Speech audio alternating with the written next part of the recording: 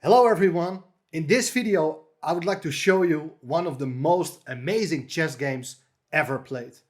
And for that reason I'm going to take you back to the romantic era of chess. It's the year 1852. It's the time in which players were just sacrificing all their pieces as much as they could without caring about anything else. And that's why you are definitely going to enjoy this game. But of course, I also would like to teach you something, and I will give you some specific advices on how to improve your calculation technique. Time to introduce the players. White is Adolf Anderssen. It's one of the strongest players of his time. And he's playing against Jean Dufresne, who is a very strong player, but not like Adolf Anderssen. Generally considered, he was a law student, a journalist. He even wrote quite a number of interesting chess books. And well, let's just get started. It's the move e4 the game opens with. And then e5, knight f3, knight c6, bishop c4, bishop c5. And now, lovely move. We get to see a gambit. The Athens gambit is on the board after white plays the move b4. White is sacrificing that b pawn in order to gain time to try to occupy the center. Of course, there are different ways of handling this variation, but capturing the pawn with the bishop is still considered to be the most principled reaction. White's idea is to follow up here with the move c3, attacking the bishop. The bishop is going to move away, and now white is opening the position with the move d4. Typical gambit style. You're sacrificing a pawn in order to gain a lead in development, so you see that the bishop can be developed very soon as well. There are different ways of handling gambits, and of course in that time, back in 1852, material was generally considered always to be captured. And of course, e takes d4, it's one of the main continuations. Nowadays, a lot of players, they even prefer just to solidify their position with the move d6, enabling the bishop to get out very soon. But let's have a look at this game. E takes d4. And now, of course, white is unable to recapture because of the bishop pinning the pawn on c3. The king is still in the center, and therefore white is going to castle, ready to sacrifice another pawn. And of course, this pawn could be taken on c3, but then white is going to play queen b3, attacking with the queen and bishop, that pawn on f7. Black can still defend that pawn, but then after that, there will be knight takes c3, the bishop can get out, the rooks will be centralized, a lot of open space for the white pieces to work with. So definitely white has very nice compensation for the material. Interestingly, Jean Dufresne reacted the second pawn and decided to give the pawn back by playing the move d3, not allowing white to recapture on d4. And of course, white can take the pawn on d3 now in two different ways. But as I said, we are not caring about material. We have one big goal in our mind, and that's the black king. White goes queen b3, setting up a nice attacking duo of queen and bishop, hitting the pawn on f7. Black defends it here with the move queen f6. But then there is the move e5. Fantastic idea once again, attacking the queen. And once again, black has the possibility here to take the pawn, but that runs into the move rook to e1. And all of a sudden things are actually getting quite unpleasant because of that pin. So black is supposed to stay away from that pawn. For instance, if you play here the move d6 to support a knight, white gets another tempo with bishop g5, hitting the queen. If the queen moves away, it's knight takes e5, d takes e5, rook takes e5 check, and after that the bishop on a5 is hanging as well. Anyway, we cannot take the pawn. For black, as long as the king is in the center, it does make a lot of sense not to open these central files, as that would only activate the white pieces. So therefore, black sidestepped the threat here with the move queen to g6. And now white goes rook e1. It's one of the many moves, but you understand that the rook is enjoying himself pretty much if the e file would get opened. Black goes knight g e7. It's the only sensible way of getting the knight into the game. And now white goes bishop a3. The bishop is nicely placed here, but it doesn't really prevent black from castling. And remarkably enough, black didn't play this move, castling kingside. It's one of the basic opening rules. And by castling, you're bringing your king into safety. But here in this game, we will see that the black king will be stuck in the center. And therefore, he violated the basic opening rules, the golden rules of chess, which is saying that you have to put a pawn in the center, bring your pieces out, and then get your king into safety. Okay, the files are still closed. It's not that easy to get to the king, but white will find some very interesting ways to do so and break through. Black's next move may have come as a surprise. Difficult to understand. Black played here the move b5. Remarkable idea, as the pawn can just be captured in two different ways. But basically the point is that after white captures with the queen, you could also take with the bishop. Taking with the queen is a bit more flexible. Black goes for the move rook b8. So the rook joins play, threatens to take the queen, and the queen drops back to a4. Black decides to drop back with the bishop to b6. So the bishop is now nicely anchored on that square. It's absolutely stable. And white continues developing here with the last piece about to join the game here. It's the move knight bd2. And black goes bishop b7, a second idea of that pawn sacrifice. First it was to get the rook into play, but then now we see that the bishop is actually very nicely placed on b7. And that was actually quite a clever thing to do, because with the king still in the center, developing the bishop via the other way, via d6, is not very recommendable, as that opens up the files and the diagonals towards the black king. Therefore bishop b7. And now white goes knight e4. Excellent move. The knight is joining play. It's very nicely placed in the center, can go into many different directions. And black plays here the move queen f5.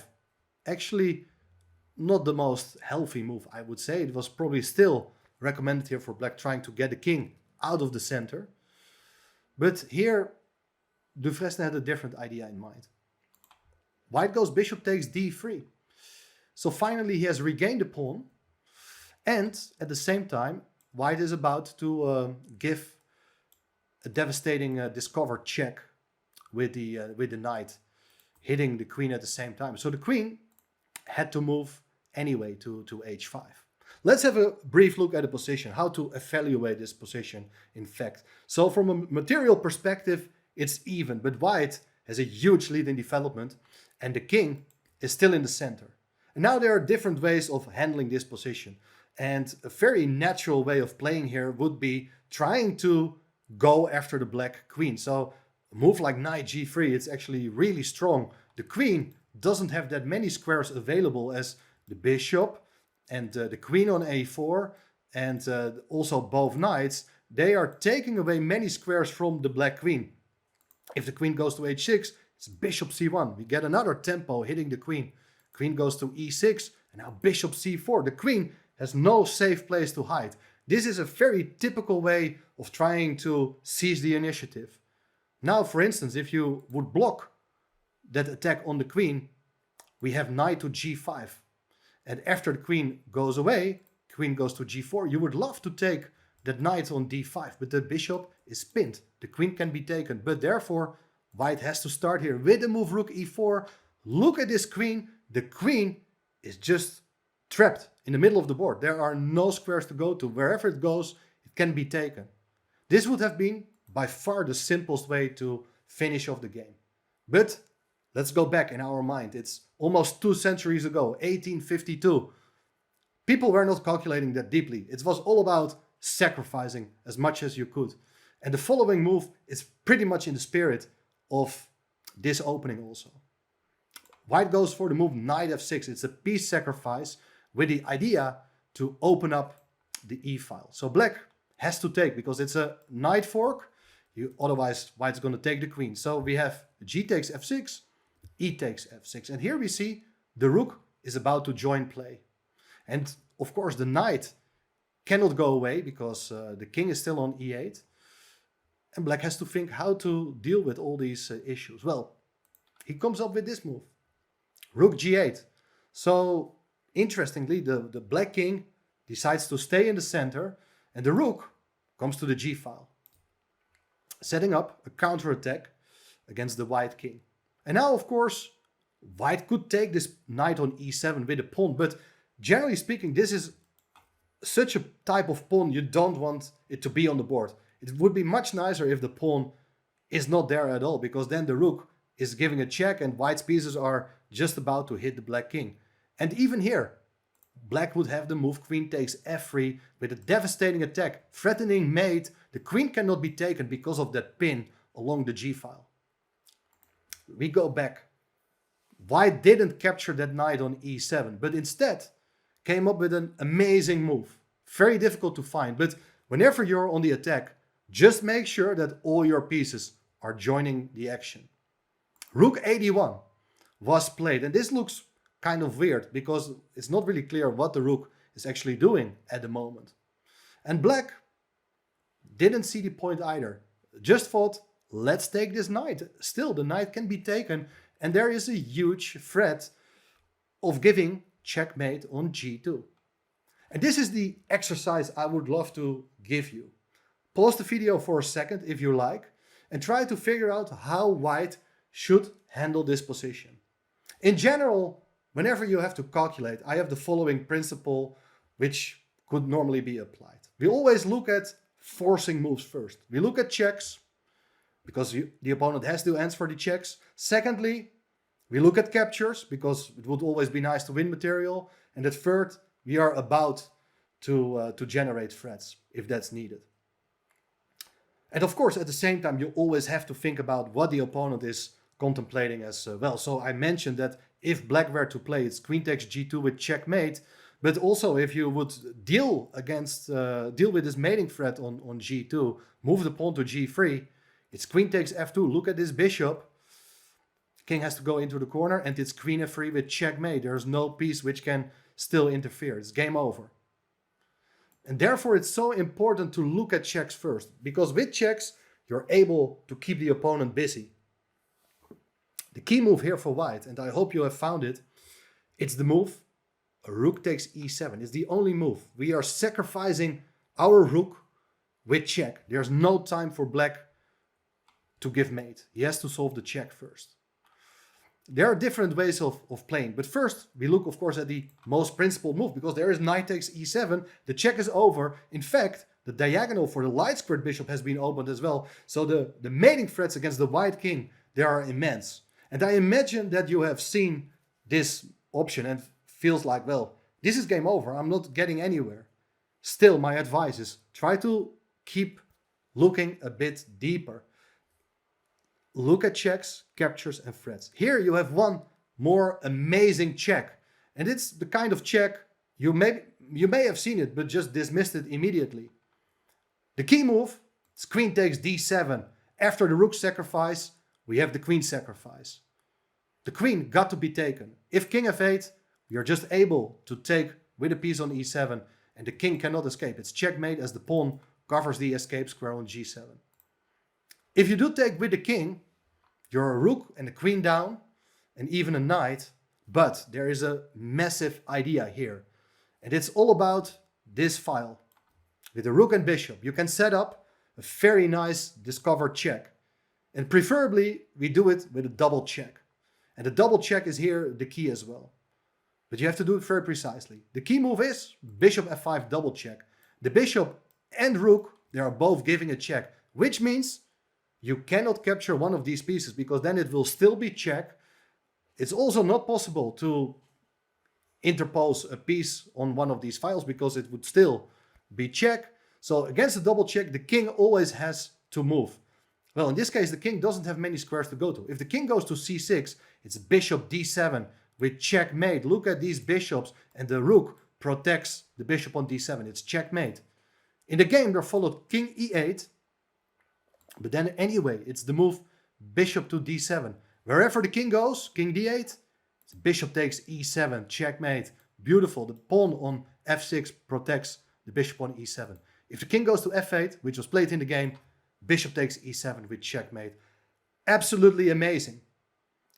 I hope you loved this example, but before you go, let me show you one more line, because there is some amazing stuff to be discovered from this example.